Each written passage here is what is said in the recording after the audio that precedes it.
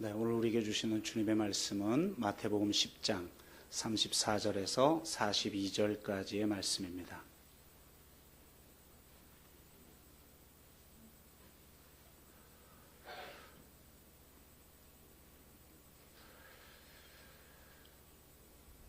네, 마태복음 10장 34절에서 42절까지의 말씀입니다. 다 찾으셨으면 우리가 한 목소리로 같이 읽겠습니다. 같이 읽습니다. 내가 세상에 화평을 주러 온 줄로 생각하지 말라. 화평이 아니요 검을 주러 왔노라. 내가 온 것은 사람이 그 아버지와 딸이 어머니와 며느리가 시어머니와 불화하게 하려 함이니 사람의 원수가 자기 집안 식구리라. 아버지나 어머니를 나보다 더 사랑하는 자는 내게 합당하지 아니하고 아들이나 딸을 나보다 더 사랑하는 자도 내게 합당하지 아니하며 또 자기 십자가를 지고 나를 따르는 자 않는 자도 내게 합당하지 아니하니라. 자기 목숨을 얻는 자는 잃을 것이요 나를 위하여 자기 목숨을 잃는 자는 얻으리라. 너희를 영접하는 자는 나를 영접하는 것이요 나를 영접하는 자는 나를 보내신 이를 영접하는 것이니라. 선지자의 이름으로 선지자를 영접하는 자는 선지자의 상을 받을 것이요 의인의 이름으로 의인을 영접하는 자는 의인의 상을 받을 것이요 또 누구든지 제자의 이름으로 이 작은 자 중 하나에게 냉수 한 그릇이라도 주는 자는 내가 진실로 너희에게 이르노니 그 사람이 결단코 상을 잃지 아니하리라 하시니라. 아멘.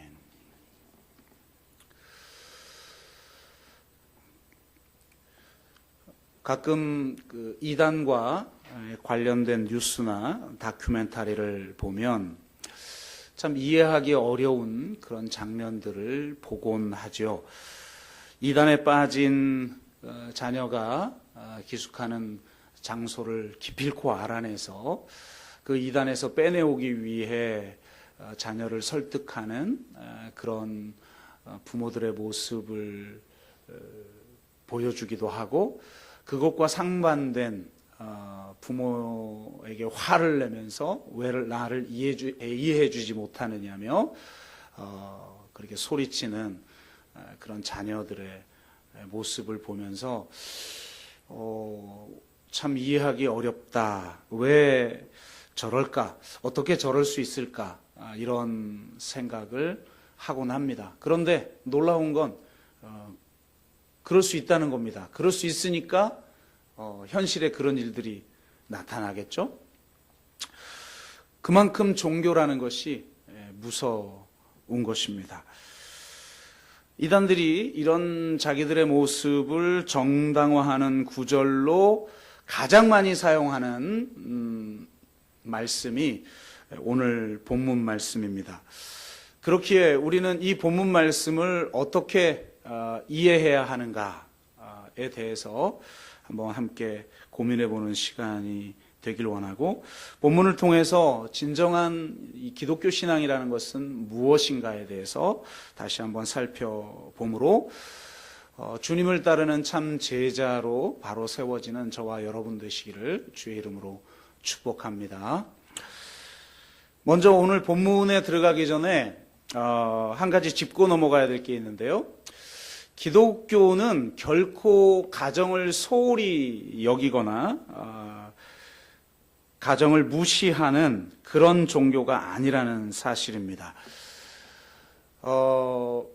예수님 당시에 바리새인들과 서기관들이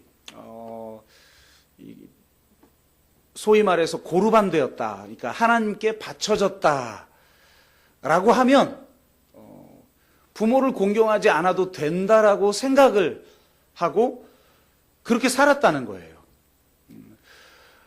부모를 공경해야 하는 어떤 것들을 이거 하나님 앞에 바쳤어요 라고 말하면서 실제로 부모를 공경하라고 하는 말씀을 어긴 이 바리새인들과 서기관들에 대해서 아주 강하게 비판을 하는 그런 모습을 우리는 성경을 통해서 볼 수가 있죠. 주의 일을 한다고 하면서 가정을 소홀히 여기거나 가정을 무시하는 것은 결코 기독교의 영성이 아니라는 것을 예수님이 보여주고 계시는 것입니다. 그러니까 이것을 대전제로 해야만 이단과 같은 일들이 나타나지 않는 것이죠. 이걸 전제로 하고서 우리는 이 본문을 어떻게 해석해야 할까를 한번 접근해 보도록 하겠습니다. 오늘 본문은 일반적인 이 가정윤리를 말하는 게 아니에요. 오늘 이 본문의 위치는 어떠냐면 예수님이 12제자를 택해서 세상 한가운데로 파송해요. 양을 이리에 보낸 것 같은 두려운 마음으로 제자들을 파송하면서 제자들에게 이르는 말이에요. 그래서 오늘 본문까지 말씀을 하시고 그 다음에 제자들을 파송하십니다. 그러니까 새로운 왕이 오셔서 새로운 세상을 여셨다라고 선포하게 될 때 어떤 일이 일어나게 될지에 대한 이야기를 하고 계신다는 겁니다. 그리고 새로운 왕을 모시는 새로운 나라의 백성은 과연 어떤 모습을 하게 되는지에 대해서 이야기하는 맥락에서 나온 말이라는 걸 우리는 반드시 기억해야 하는 것이죠. 세상이 평화로워 보여요. 그러나 실제로 진정한 평화는 아니라는 사실을 깨닫게 되죠. 진짜가 오면 가짜는 흔들리는 것이고 참 세상이 이 세상에 임하면 가짜 세상은 요동할 수밖에 없는 것입니다. 세상이 주장하는 거짓 평화, 불완전한 평화, 일시적인 평화, 무력을 통한 평화가 아니라 진정한 평화, 온전한 평화, 영원한 평화, 진리를 통한 평화가 오면 가짜나 불완전한 것들은 요동하고 흔들릴 수밖에 없다는 거예요. 그렇게 요동하고 흔들릴 때 나타날 수 있는 가장 극적인 모습을 오늘 성경은 우리에게 보여주고 있는 것입니다. 예수님은 그것을 한마디로 표현하죠. 내가 화평을 주러 왔는 줄 아느냐? 사실 화평을 주러 왔죠. 예수님은 이 세상의 진정한 평화를 이루시기 위해 오셨고 또 화목해 하시기 위해서 자기의 생명을 십자가에 내어주신 거예요. 그런데 분명히 평화를 위해서, 화평을 위해서, 이 세상을 화목해 하기 위해서 오셨는데 왜 내가 화평을 주러 오지 않았다고 말하느냐? 여기서 말하는 화평은 예수님이 십자가를 통해서 이루신 진정한 화평, 진정한 평화를 말하는 게 아니겠죠. 바로 일시적이고 불완전한, 사실은 내면 속에는 엄청난 긴장과 갈등과 싸움이 존재함에도 불구하고 가면을 쓰거나 그것을 덮어놓고 그것을 은폐하고 있는, 혹은 심지어는 어떤 강한 힘과 무력을 통해서 그 평화를 위장하고 있는 그런 상태가 얼마나 많이 있습니까? 그걸 흔들어 버리겠다는 겁니다. 그래서 검을 주러 왔다고 말씀하시는데 이 검을 누가복음은 분명하게 표현하는데요. 분쟁을 주러 왔다 이렇게 표현하고 계십니다. 내가 화평을 주러 온 것이 아니라 분쟁을 일으키러 왔다. 이렇게 동일한 말씀을 이야기하는 누가복음에는 기록하고 있는데요. 그러니까 이 말씀이 주어지는 상황이 이렇다는 거예요. 여러분, 오늘 예수님이 하신 그 말씀은 미가서 7장 6절을 인용한 말씀이에요. 그러니까 미가서 7장은 어떤 내용이냐면 하나님의 심판이 임하는 날, 야훼의 날, 심판의 날, 파수꾼의 날이 임할 때 어떤 일이 일어나는가에 대해서 이야기하고 있는데요. 대표적으로 미가서 7장 5절은 이렇게 얘기해요. 너희는 이웃을 믿지 말며 친구를 의지하지 말며 내 품에 누운 여인에게라도 내 입의 문을 지킬지어다. 아니, 무슨 하나님이 이런 말을 합니까? 왜 그러냐면 지난주 본문에서 말한 것처럼 형제가 형제를, 아버지가 자식을 죽는 데 내주며 자식들이 부모를 대적하여 죽게 하는 일들이 일어나기 때문에 그렇습니다. 실제로 지금도 선교지에서 이런 일들이 일어나고 있고 초대교회 안에 이런 일들이 일어났던 것이죠. 진리가 나타나면 진리를 따르려는 자들과 그것을 막으려는 자들 간의 불화가 일어나게 됩니다. 진리를 따르려 하지 않는 자들은 진리를 따르는 자들을 핍박할 수밖에 없는 것이죠. 심지어 이것이 어느 한 집단과 어느 한 집단 사이에서만 일어나는 게 아니라 가정 안에서도 일어날 수 있다라는 거예요. 그래서 미가서 7장 6절은 이렇게 말합니다. 아들이 아버지를 멸시하며 딸이 어머니를 대적하며 며느리가 시어머니를 대적하리니 사람의 원수가 곧 자기의 집안 사람이로다. 예수님은 지금 이 말씀을 인용하고 있는 것이죠. 진짜 하나님의 나라가 임하면 가짜들은 요동할 수밖에 없고 결국은 분열과 분쟁이 일어날 수밖에 없다고 말을 합니다. 그리고 이런 일들이 일어나는 또 하나의 이유에 대해서 분명하게 말하는데요. 진리를 거부하는 자들이 진리를 따르는 자들을 핍박하기 때문에 이런 일들이 일어날 뿐만 아니라 진리를 따르는 자들의 모습이 이 세상과 다르기 때문에 이런 일이 일어난다고 주님은 말씀하십니다. 37절에 보니까 주님을 따르는 자들은 이런 사람들이에요. 아버지나 어머니를 나보다 더 사랑하는 자는 내게 합당하지 아니하고 아들이나 딸을 나보다 더 사랑하는 자도 내게 합당하지 아니하다. 정말 무서운 말이죠. 여러분 한번 솔직하게 까놓고 이야기해 봅시다. 나는 내 자식보다 주님을 더 사랑한다. 한번 손 들어보세요. 하기야 들라고 그러면 안 들죠. 뭐라 그래야 돼 그러면? 나는 주님보다 자식을 더 사랑한다. 손 들어보세요.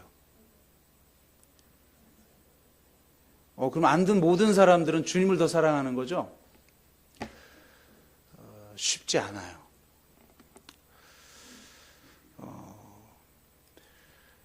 도대체 왜 이런 말씀을 하셨을까?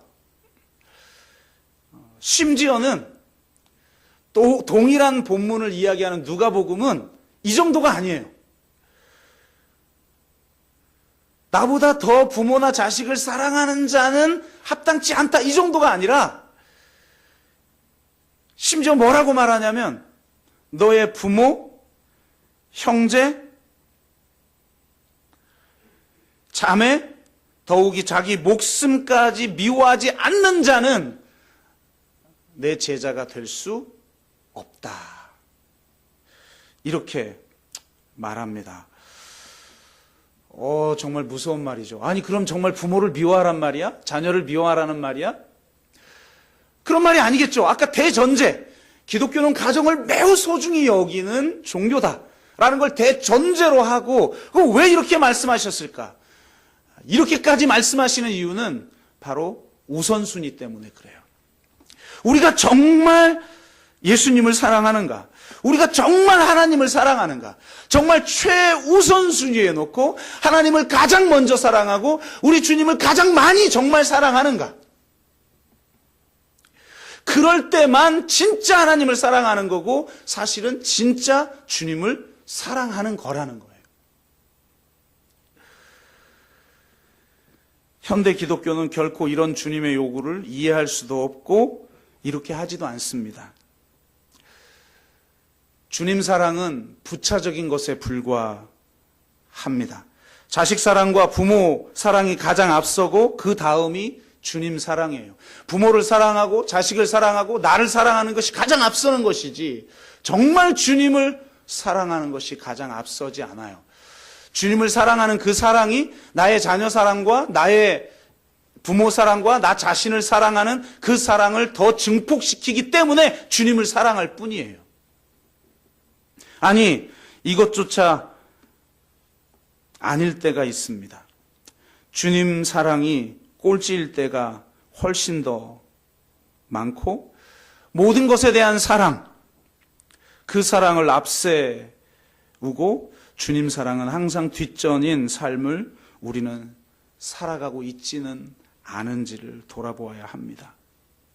사랑하는데 어떻게 그분을 생각하지 않고 사랑하는데 어떻게 그분의 뜻에 합당하게 살아가지 않고 사랑하는데 어떻게 우리의 물질과 우리의 시간을 내어주지 않고 그건 불가능한 거예요. 나 너 사랑해. 근데 만나진 않겠어. 말이 되냐고요.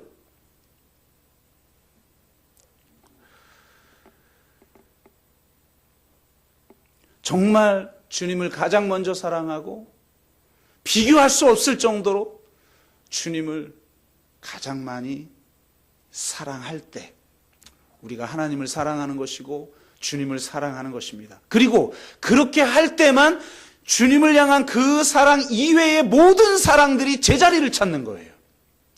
왜 우리가 주님을 먼저 사랑해야 되느냐?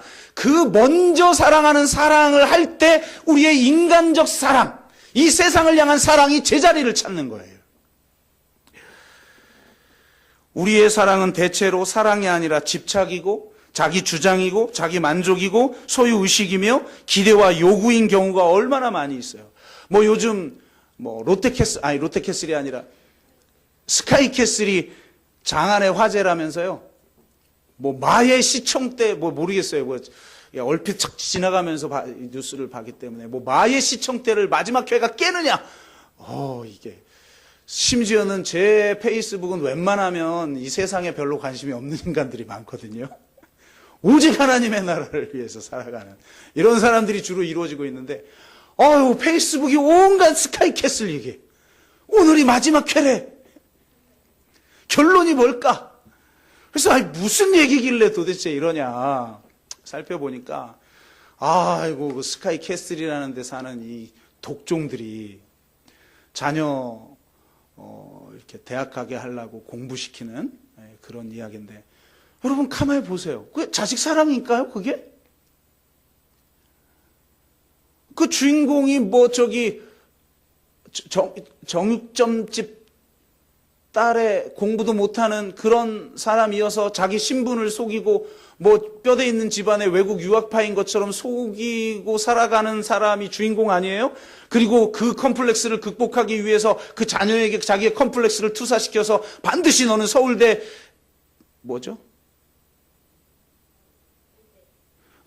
역시 잘 보시는 분이.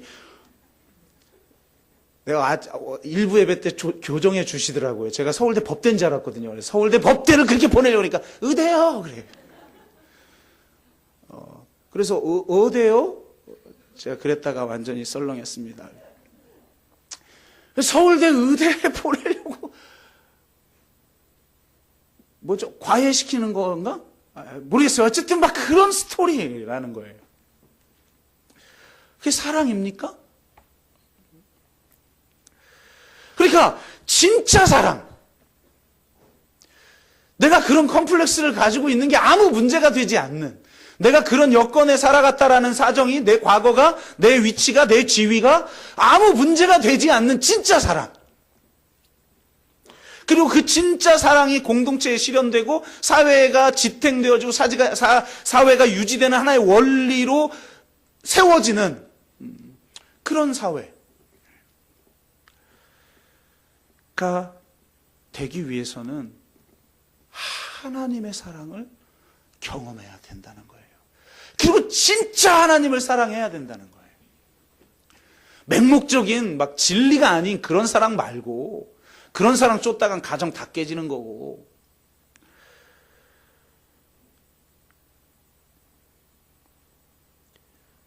그런데 가만히 생각해 보면 이게 너무 어려운 일이에요. 솔직히 우리 자녀 더 사랑하지 하나님 더 사랑 안 하잖아요.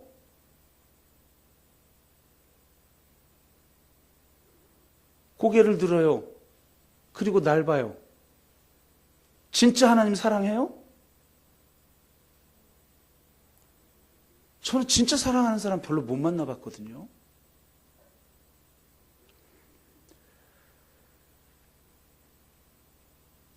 부모보다 자식 사랑보다 주님을 더 사랑하는 거 쉽지 않아요. 그런데 더 놀라운 것은 오늘 본문에 부모 사랑도 나오고 자식 사랑도 나오는데 부부 사랑이 안 나온다는 거예요.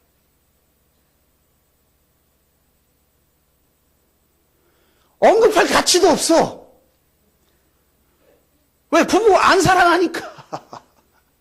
혈연관계가 아니잖아요, 부부는. 부모 자식은 도장 찍고 헤어지고 해도 부부 자식이에요. 부부 이혼해도 따로 만나더라고 보니까. 혈연을 어떻게 끊어요? 만약 끊는 인간이 있으면 그건 인간도 아니지. 근데 부부라는 건 뭐예요? 혈연이 아니잖아요.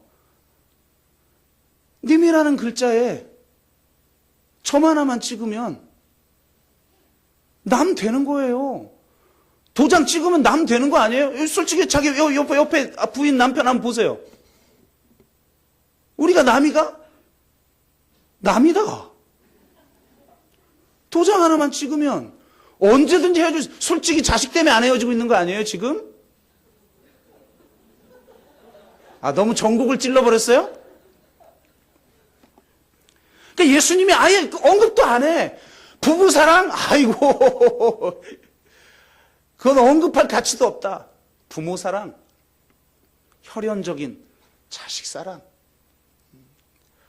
보다 나를 더 사랑하지 않으면 결단코 내 제자가 될 수 없다. 여러분, 내 제자가 될 수 없다는 말이 그래 주님의 제자 안 되면 되지, 뭐 교인으로 살아가면 되지? 그렇게 말해서 될 내용이 아니에요. 내 제자가 될 수 없다는 건 구원받을 수 없다는 거예요. 성경에서 말하는 건. 내가 정말 내 자녀보다 내 부모보다 주님을 더 사랑하는 문제는 지금 구원이 직결된 문제란 말이에요.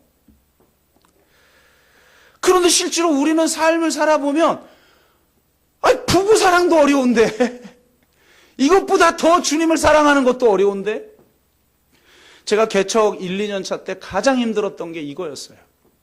개척 멤버들이 대부분 부부였죠. 초창기 등록하는 사람들은 부부들이 다 등록을 해요. 그러다 보니까 운영위원이 세일장이 다 부부로 이루어졌어요. 와, 진짜 힘들었어요.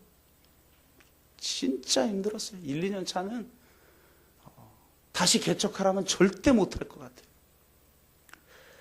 부부가 한 팀이 돼서 팀별 대항전이 벌어져. 부부 사이에는 이성이 작동하지 않아요. 안 돼, 도저히. 제가 그래서 정말 뼈저리게 경험하고 나서 그 다음부터 세운 대원칙이 있어요. 운영위원회 안에는 부부를 들이지 않는다. 3년 차부터 제가 한 번도 이걸 어긴 적이 없어요. 넘어설 수가 없어요. 하나님 나라를 부부의 사랑이, 하나님을 향한 사랑이, 뭐라고 그러지 지금? 부부의 사랑이 하나님을 향한 사랑을 넘어서질 못해요. 셀장 모임도 웬만하면 이 원칙을 지키려고 했는데 셀장은 일단 숫자도 많고 여러 현실적인 한계가 있어서 작년에 처음으로 부부가 함께 모이는 셀장 모임 한번 해봤어요. 올해는 아예 다 같이 모이고 주일로 모이자고 하시니 이제 주일에 모일 수밖에 없어서 부부가 셀인 사람은 함께 모이게 되는데 얼마나 위험천만한 일을 제가 하고 있는지 몰라요. 그러나 여하튼 그렇게 어렵더란 말이에요. 그런데 부부사랑은 얘기도 안 해. 예수님은 부부사랑은 명함도 못 내밀어. 나보다 더 사랑하면 이거 부부사랑은 끼지도 못해요. 너희가 아버지나 어머니를 그리고 너희 딸과 너희 아들을 나보다 더 사랑하면 결단코 합당하지 않고 내 제자가 될 수 없다라고 주님은 말씀하고 계시는 거예요. 그리고 그래야만 진짜 사랑이 제자리를 찾고 공동체가 하나님 나라와 의를 이루는 질서가 되고 이 세상이 하나님의 통치가 이루어지는 그런 공평과 정의가 이루어지고 생명과 평화가 넘쳐나는 세상이 된다는 겁니다. 그 안에 진정한 사랑이 없다면 하나님의 그 십자가에 달린 그 하나님의 아들 예수 그리스도 안에 계시된 그 하나님의 사랑이 없다면 결단코 그런 세상은 오지도 않고 그런 공동체가 될 수도 없고 그런 사랑을 할 수도 없다는 것입니다. 그래서 주님은 우리에게 요구하십니다. 너희는 정말 너희 부모와 자녀보다 나를 더 사랑하느냐? 그리고 너희는 정말 십자가를 지고 나를 따르느냐?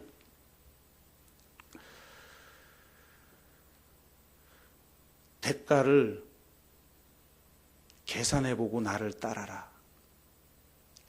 주님이 지금 마태복음에는 안 나타나는데 이 똑같은 본문인 누가복음은 이 말씀을 하시고 나서 대가를 계산해봐라. 비용을 계산해봐라. 너희가 망대를 하나 짓더라도 비용을 다 계산해보고 일을 추진하지 않느냐. 나를 따르는데 어떤 비용이 드는지 계산해보고 그 대가를 지불할 수 있으면 나를 따르라 라고 말하면서 뭐라고 하시냐면 이와 같이 너희 중에 누구든지 자기의 모든 소유를 버리지 아니하면 능히 내 제자가 되지 못하리라. 기독교는 무서운 종교예요. 편안하게 믿을 수 있는 종교가 아니에요. 모든 소유, 내 집, 내 재산, 내 시간, 내 공간, 내 자녀, 내 부모, 껴줍시다. 내 아내, 내 남편, 그 모든 것을 버리지 아니하면 능히 내 제자가 되지 못하리라. 그런데 이렇게 목숨을 버리고자 하는 자는 살고 목숨을 얻으려고 하는 자는 잃게 될 것이다 라고 오늘 주님은 말씀하고 계시는 것입니다. 여러분, 진정한 제자로 서셨습니까? 여러분, 우리를 위해서, 이 세상을 위해서 자기의 생명까지 십자가에 내어주신 그 십자가의 사랑 앞에서 여러분은 대가를 지불하는 반응을, 그 믿음의 반응을 하고 계십니까? 저는 오늘 이 말씀을 조금은 새롭게 한번 해석해 보도록 하겠습니다. 저도 이렇게 이 본문을 해석해 본 건 처음인 것 같은데요. 예수 그리스도의 구원의 그 목적이라는 관점에서 이 본문을 해석해 보는 거예요. 예수님은 우리 한 사람 한 사람을 구원하기 위해 오셨습니다. 맞습니다. 저 그 사랑 정말 너무나도 감동 깊게 경험했고 그분을 위해서 제 생명을 바치기로 결단한 사람입니다. 그러나 예수님은 단지 우리 한 사람 각 개인을 구원하기 위해 오셨을 뿐만 아니라 이 세상을 구원하러 오셨고, 이 세상을 하나님의 나라로 변화시키기 위해 오셨고, 이 세상에 이루신 하나님의 나라가 무엇인지를 증언할 새로운 하나님 나라의 백성을 세우기 위해 이 땅에 오신 거예요.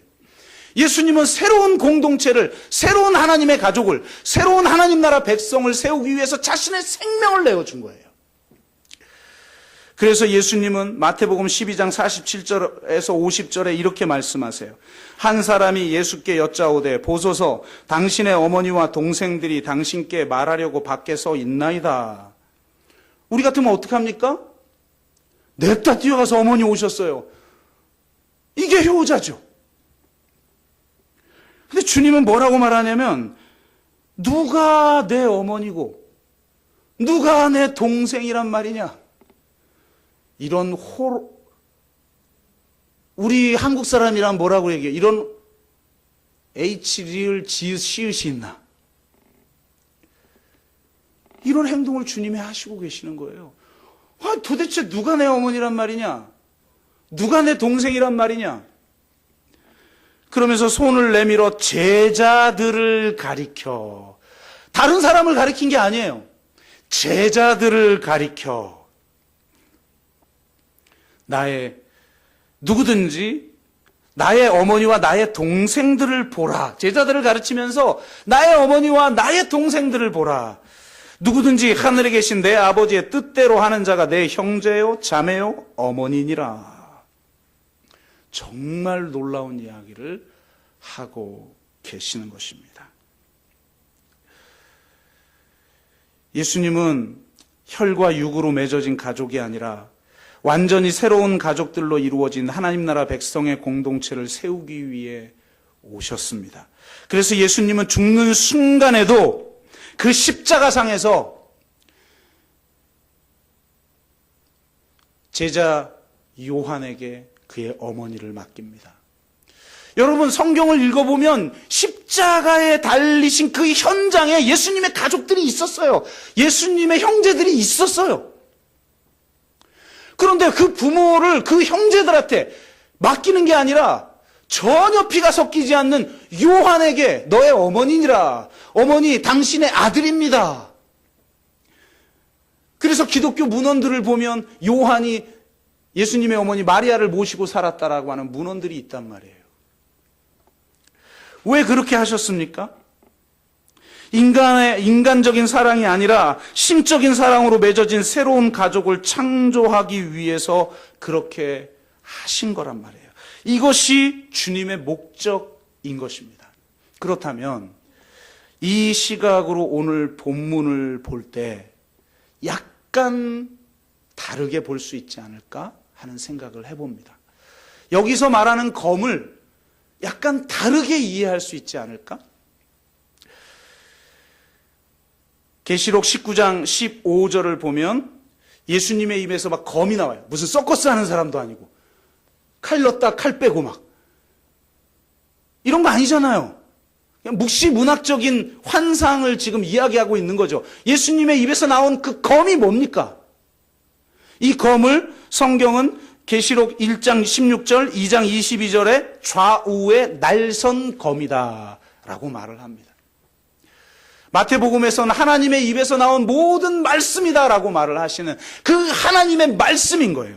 히브리서 4장 12절 하나님의 말씀은 살아있고 활력이 있어서, 옛날 번역은 살았고 운동력이 있어서 라고 돼 있죠. 활력이 있어서 좌우의 날선 어떤 검보다도 예리하여 혼과 영과 및 관절과 골수를 찔러 쪼개기까지 하며, 하나님의 말씀의 가장 중요한 역할이 뭐냐? 찔러 쪼개는 거예요. 구분이 되지 않던 것들을 반으로 쫙 갈라버리는 거예요. 관절과 골수가 딱 달라붙어 있는데 아주 예리한 칼이 정확하게 그 사이를 갈라내는 거예요. 우리는 하나님을 사랑한다고 하지만 사실은 자기를 사랑하고 세상을 사랑하고 가족을 사랑합니다. 하나님의 나라와 세상의 나라가 완전히 달라붙어 있고 서로 섞여 있습니다.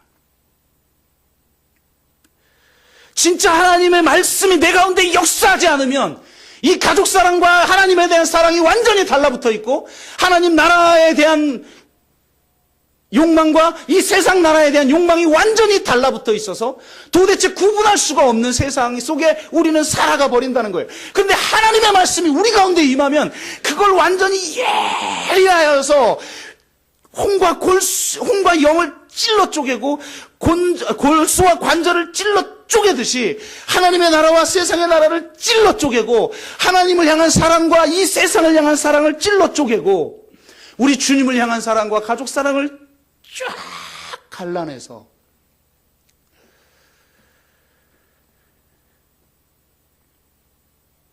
진짜로 하나님의 나라는 무엇인가를 말씀이 보여준다는 거예요. 세상 나라는 어떤 나라입니까? 헬라인과 유대인이, 종과 자유자가, 남자와 여자가 서로 원수가 되는 사회입니다.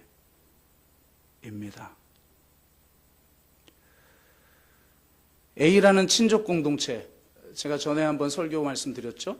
단지 핏줄만을 넘어서서 부족 혹은 민족이라고 하는 헬라인, 유대인 쫙 갈라지지 않습니까? 그 A라는 친족 공동체와 B라는 친족 공동체가 원수가 된 채 서로 싸웁니다. 심지어는 아들과 아버지가, 딸과 어머니가, 며느리와 시어머니가 원수가 되어 살아갑니다. 그 가족이 바로 자기 원수가 자기 집안 식구니라. 그 우리 유명한 유머 있잖아요. 그 어르신들 나와서 퀴즈 하는데 뭐 답이 천생연분 이었는데 당신과 나 사이 그랬더니 뭐라고 그랬어요? 왼수 그랬더니 아니 네 글자 평생 왼수 진심이 나오는 거죠. 자기 집안 식구가 자기 원수니라. 그렇게 살아가요. 그런데 예수 그리스도가 이 땅에 오셔서 자신의 생명을 십자가에 내어주심으로 막힌 담을 헐어버리고 둘을 하나 되게 하십니다. 헬라인과 유대인을 하나 되게 하시고 종과 자유자를 하나 되게 하시고 남자와 여자를 하나 되게 하시고 불화하였던 아들과 아버지가, 딸과 어머니가, 며느리와 어머니가, 남편과 아내가 하나가 됩니다. 그래서 하나님의 새로운 가족 안에 원수들이 존재합니다. 그래서 주님은 원수까지 사랑하라 라고 말합니다. 이 세상에서 서로 원수였던 자가 새로운 하나님 나라의 가족이 되니까 그 가족 안에 원수가 있는 거예요. 근데 그 원수들이 서로를 사랑해요. 도저히 사랑할 수 없는 사람들이 서로 사랑해요.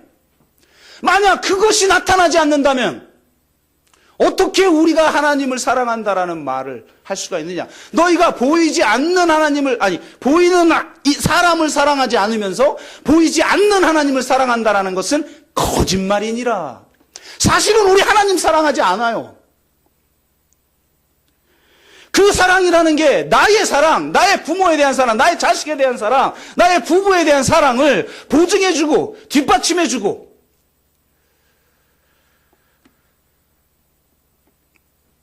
그럴 때만 하나님을 사랑해요. 하나님을 사랑하는 것 때문에 내 안에 갈등이 있고 분열이 있지 않아요. 검이 있지 않아요. 이 세상의 나라와 하나님의 나라가 나눠져 있지도 않아요. 인간의 사랑과 하나님에 대한 사랑이 나눠져 있지도 않아요. 그러면서 우리가 어떻게 우리가 주님을 사랑한다라고, 우리가 어떻게 하나님을 사랑한다라고 정말 말할 수 있는가? 우리가 아직 연약할 때에, 우리가 죄인 되었을 때에, 우리가 원수 되었을 때에, 심지어 나를 먼저 사랑하셔서 자신의 생명을 아낌없이 십자가에 내어주신 그 하나님의 사랑을 정말 경험한 사람이라고 우리가 어떻게 말할 수가 있고, 어떻게 그런 복음을 믿으라고 세상에 증거할 수 있단 말입니까? 죽어서 천국 가는 티켓 따게 하는 복음은 내 인격과 아무 상관없이 전할 수 있죠. 우리 공동체의 그런 사랑의 관계와 아무 상관없이 우리는 그러한 공식적인 복음 전할 수 있어요. 저 해외에 나가서, 저 오지에 나가서 전할 수 있어요. 그런데 정작 우리에게는 사랑이 없고, 우리에게는 이 원수가 집안에 없고, 우리에게는 진정으로 원수까지 사랑하는 사랑이 없고, 우리는 부모를 먼저 사랑하고 자식을 먼저 사랑하지 주님을 사랑하지 않는다는 겁니다. 그런 우리들에게 주님이 말씀하십니다. 그것은 내게 합하지 않다. 그런 사랑으로 내 제자가 될 수 없다. 자기 십자가를 지고 자기를 부인하고 나를 따르라. 목숨을 얻고자 하는 자는 잃을 것이고 목숨을 잃고자 하는 자는 얻게 될 것이다. 여러분, 정말 참 제자로 주님 앞에 서기를, 저와 여러분이 진정으로 참 제자가 되기를 주의 이름으로 축복합니다. 말씀을 맺습니다. 너희들이 이런 제자가 되면 너희를 영접하게 될 것이다. 너희가 어떤 마을에 들어가든지 너희를 영접하는 자의 집에 들어가서 거기서 먹고 마시라. 제자들을 영접한다는 건 여러분, 이 시대의 문화에서는 내가 제자가 되겠다는 거예요. 제자들이 추구하는 하나님의 나라, 제자들이 추구하는 그 예수 그리스도의 십자가의 길을 따르는 삶을 나도 살겠다라고 인정할 때 제자들을 영접하는 거예요. 그래서 새로운 길을 가는 하나님 나라 백성으로 편입된다는 것을 의미하는 겁니다. 그런데 저는 마무리하면서 저도 이 말씀을 어제 새벽에 묵상을 하면서 굉장히 찔리고 마음이 아프고 놀랐어요. 마지막 절에 예상치 못한 구절이 나오기 때문입니다. 마지막 41절, 42절을 보면 선지자, 의인, 제자의 쌍이 나와요. 이렇게 말합니다. 선지자의 이름으로 선지자를 영접하는 자는 선지자의 상을 받을 것이다. 이게 무슨 말이냐면 상대가 선지자냐? 그러면 그가 선지자이기 때문에 내가 선지자를 영접하면 그 선지자가 너에게 보상할 것이다. 이런 말이에요. 의인의 이름으로 의인을 영접하는 자는 의인의 상을 받을 것이요. 근데 놀랍게 42절은 이상해요. 제가 이 말씀을 묵상하다가 깜짝 놀랐어요. 누구든지 제자의 이름으로, 그럼 당연히 뭐가 나와야 돼요? 제자의 이름으로 제자를 영접하는 자는 제자의 상을 받으리라 라고 말해야 되잖아요. 그런데 놀랍게도 제자의 이름으로 이 작은 자 중 하나에게, 누구예요? 제자예요. 성경은 제자를 이 작은 자라고 말하고 있어요. 이 작은 자 중 하나에게 냉수 한 그릇이라도 주면서 영접하면 그들이 제자의 상을 받게 될 것이다. 결단코 상을 잃지 아니하게 될 것이다. 바로 예수 그리스도를 따르는 그 삶을 살았던 제자들에게 주어진 하늘의 축복, 하늘의 신령한 축복, 영생, 하나님의 자녀가 되는 권세, 하나님 나라 백성이 되어 새로운 삶을 살아가는 삶, 이 모든 상이 그에게 주어질 거라는 거예요. 근데 놀랍게 주님은 제자를 한마디로 이렇게 말합니다. 지극히 작은 자. 우리의 자아는 너무나 큽니다. 우리의 자아를 더 강하게 하기 위해서 우리는 부모를 사랑하고 자녀를 사랑하고 내 자신을 사랑하고 돈을 사랑하고 이 세상을 사랑합니다. 그렇게 큰 자는 결단코 주의 제자가 될 수 없다는 겁니다. 지극히 작은 자가 되어야 한다고 말합니다. 모든 소유를 버리고 가족보다 주님을 더 사랑하여 아무것도 가지지 않으며 원수까지 사랑하는 지극히 작은 자가, 다른 사람이 되라고 말하지 말고 내가 돼야 되는 거예요. 내가 제자가, 누가 대신하여 제자가 돼줄 수 없어요. 나는 정말 지극히 작은 자가 되고 있는가?